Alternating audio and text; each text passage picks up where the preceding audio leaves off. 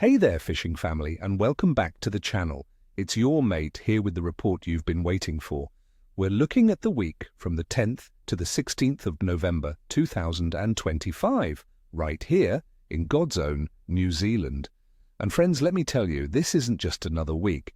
The signs are all pointing to one of those classic spring transitions where the fishing can go from zero to hero in a matter of hours. The big question on everyone's lips is, will the spring bite finally explode across the board? Well, I've been digging through the charts, looking at the weather models, and I reckon this week is going to offer some incredible opportunities, but only if you play your cards right. We're staring down the barrel of a classic spring weather pattern, a bit of everything really, which means the fish are going to be on the move. Stick with me and I'll not only tell you when to go, but exactly where to put your bait and what to throw to get that real screaming. This week is all about the details and I'm going to lay them all out for you. All right, let's get into the guts of it and talk about our prime targets for the week. First up, the one we all love, the mighty snapper. November is prime time, friends. That water temperature is climbing and the snapper are well and truly getting the message that it's time to move into the shallower stuff, get a good feed on and start thinking about spawning. They are hungry, aggressive, and that's exactly what we want. Now, where to find them? For the boaties, it's all about finding the life. I'm talking about the workups. Look for gannets diving, dolphins rounding up bait, or even whales. When you see that activity, don't just race into the middle of it. A little trick is to fish the edges or look at how the current is moving and predict where the scraps are going to fall. The bigger snapper often sit just underneath that chaos, picking off the easy meals. Get your sounder working and you'll mark them holding close to the bottom. Areas like the eastern side of the cable zone, out from Flat Rock, or the channels around Waiheke and Motuihe are classic highways for these fish right now. For the land-based and kayak anglers, don't you worry. The fish are coming to you. That rising water temperature means they're pushing into the shallows. Look for rocky headlands, kelp beds and areas with good current. Early morning and late evening are your golden hours. What are they eating? The menu is varied. For the workups, a 7-inch soft bait in a natural baitfish color is deadly. Let it sink down through the water column. In Chiku and Kabura style lures are also absolute dynamite when you're drifting over those deeper pins. If you're bait fishing, you can't go wrong with a big, juicy pilchard or a whole squid. Remember, match the hatch. The bait fish are schooled up, so presentations that look like an easy meal will get smashed. Next on our hit list is the king of the coast, the yellowtail kingfish. These green machines are on the prowl this week, friends. They are shadowing those same bait schools the snapper are on, but they're often higher in the water column and much more aggressive. This is the time of year you can get some heart-stopping topwater action. Where will they be? Think structure, offshore pinnacles, channel markers, wrecks, and the edges of islands like Great Barrier are all prime real estate for a big kingfish. They use these structures as ambush points to attack the passing schools of mackerel and koheru. The key is current. Find the pressure points where the tide is moving fastest, and that's where the kingis will be hunting. For those with the means, getting out to the deeper reefs and islands will produce the bigger fish, no doubt about it. How do you tempt one? Well, if you want a real thrill, it's all about topwater. A big stick bait or a popper retrieved quickly across the surface can trigger some of the most explosive strikes you will ever see. It's visual, it's violent, and it's addictive. If the topwater bite is slow, it's time to go deep. Mechanical jigging with a fast, erratic retrieve can bring them up from the depths. And of course, the tried and true method, live baiting. A live jack mackerel or a koheru slow-trolled or dropped down to a likely looking spot is often irresistible to even the wariest big kingfish. Make sure your gear is up to scratch, friends. We're talking a minimum of 80-pound leader and drags that are smooth and strong. There's no room for error with these fish. Now let's break down the conditions that are driving all this activity.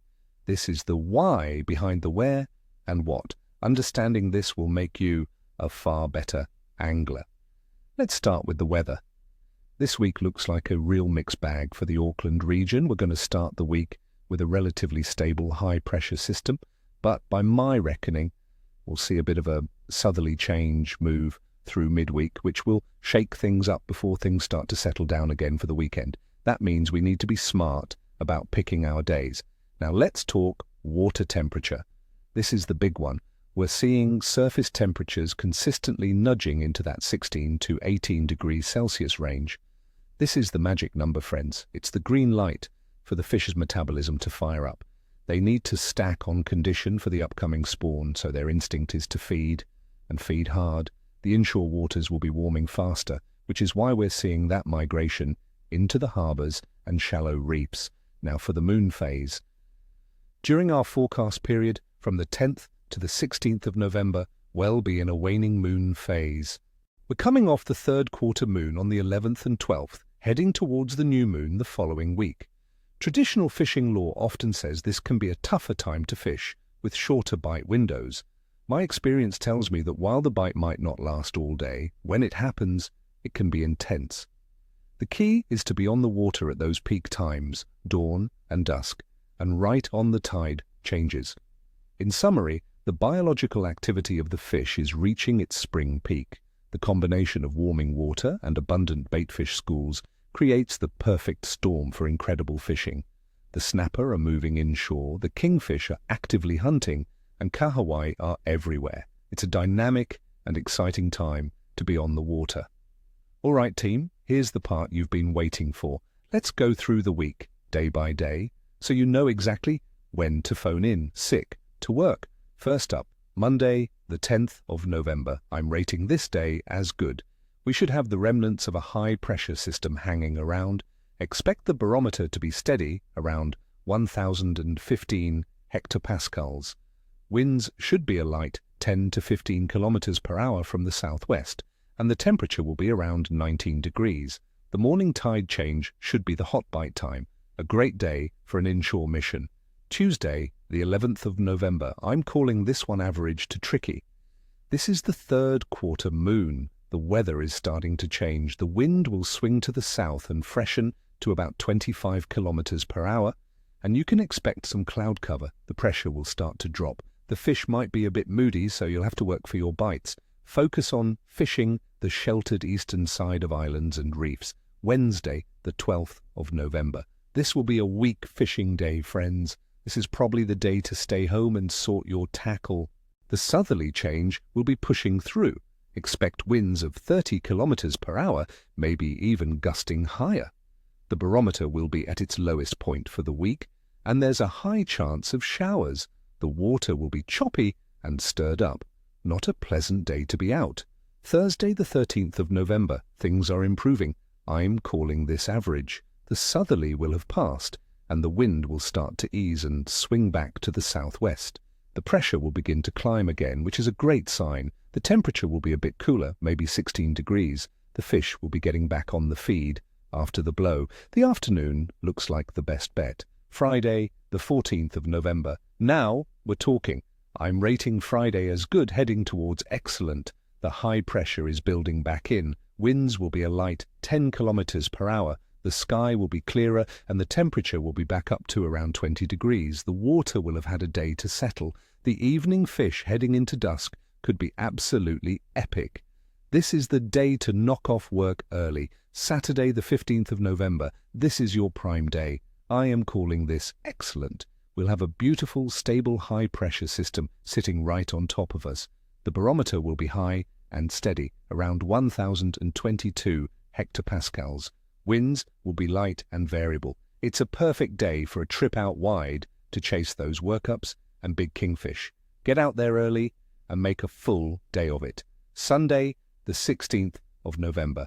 This day will also be excellent. The conditions from Saturday will hold. Another stunning day with light winds and stable pressure. The fishing should be firing on all cylinders. Both inshore and offshore spots will be productive. It's a fantastic way to end a big week of fishing. So there you have it, team. That's my full breakdown for the week ahead. It's a week of two halves, but if you can pick your days around that midweek southerly blow, you could be in for some truly memorable fishing. Thank you so much for tuning in. I hope this forecast helps you get onto some incredible fish. Go out there, be safe, respect the resource, and have an amazing time on the water. From my family to yours, tight lines and, as always, ni chwosta, ni cheshui, no tail, no scales. If you enjoyed this video and found it helpful, do me a favor and hit that like button. And if you haven't already, make sure you subscribe to the channel so you don't miss out on next week's forecast. Now, I really want to hear from you. What are your fishing plans for this week? Are you going to be chasing snapper in the shallows or hunting for a monster kingfish?